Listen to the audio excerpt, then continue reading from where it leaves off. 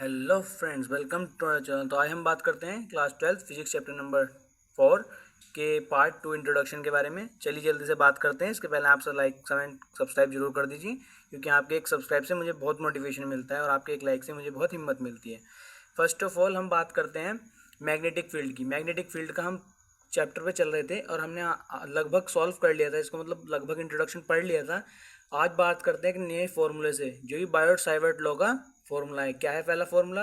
B equals to mu not I upon R square upon 2r² plus x² 3/2। ये हमारे पास इसका पहला formula आता है। और इसका दूसरा फॉर्मूला हमें सॉल्व करके मिलेगा, if point P is at the centre of ring the point is x equals to 0। Put x equals to 0। जब हम x को पुट करेंगे 0 पर, यानी कि जहाँ पर आप देख सकते हैं इस फॉर्मूले में आपको जहाँ पर भी x, यहाँ पर x दिख रहा है, यहाँ पर अगर हम 0 पुट कर दें यानी कि 0 स्क्वायर कर दें, तो हमारे पास फॉर्मूला क्या निकल के आएगा? b equals to mu not I upon 2r, जिसको हम एट सेंटर यानी कि सेंटर पे जो हमारा फॉर्मूला निकल के आएगा वो ये होगा। Second, magnetic field at the centre of a circuit current carrying circular ring. एक रिंग के अंदर अगर हम बात करते हैं सेंटर पर करंट की, जो सर्कुलर रिंग होती है ना, उसके अंदर मैग्नेटिक फील्ड निकालनी है हमें सेंटर पे। कैसे निकालेंगे? Using Biot Savart law. Biot Savart law का फॉर्मूला क्या है हमारे पास? dB equals to mu naught upon 4 pi IDL sine theta. Theta की जगह हमने यहाँ पे क्या रख लिया? 90 अपॉन आर स्क्वायर। ये हमने बायोट-सावर्ट लॉ का हमने लो पहले ही निकाल लिया था इंट्रोडक्शन, पहले इंट्रोडक्शन में। इसमें वैल्यू पुट करते हैं, साइन थीटा 90 होने की वजह से साइन थीटा हमारा 1 हो जाएगा, इसका वैल्यू कुछ नहीं आएगी। इसके लिए हम लिखेंगे dB equals to mu naught upon 4 pi into IDL upon R square. And next हम करते हैं इसका, so total magnetic field B equals to integrate dV को इंटीग्रेट करेंगे तो क्या आएगा हमारे पास? Integrate mu naught 4 pi IDL R upon R square.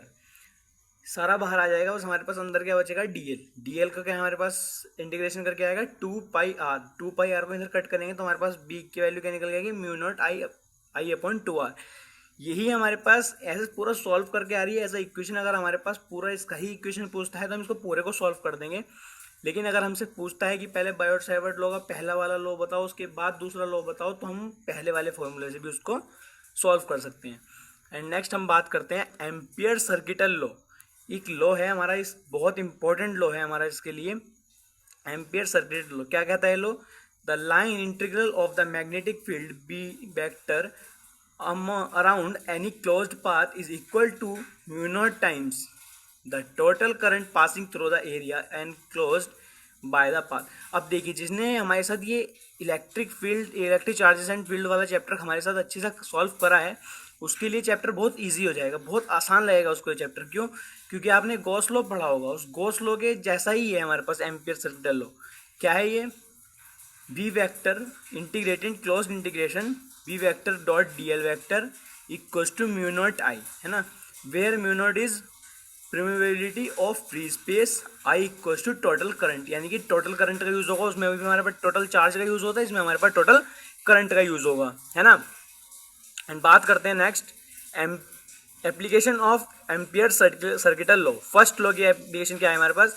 Magnetic field due to current it is straight wire using Ampere circuital law.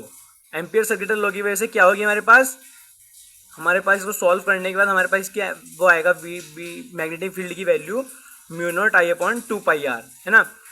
जल्दी जल्दी से लाइक कर दीजिए दोस्तों। एंड हम नेक्स्ट पढ़ने वाले हैं magnetic field due to a current carrying long solenoid.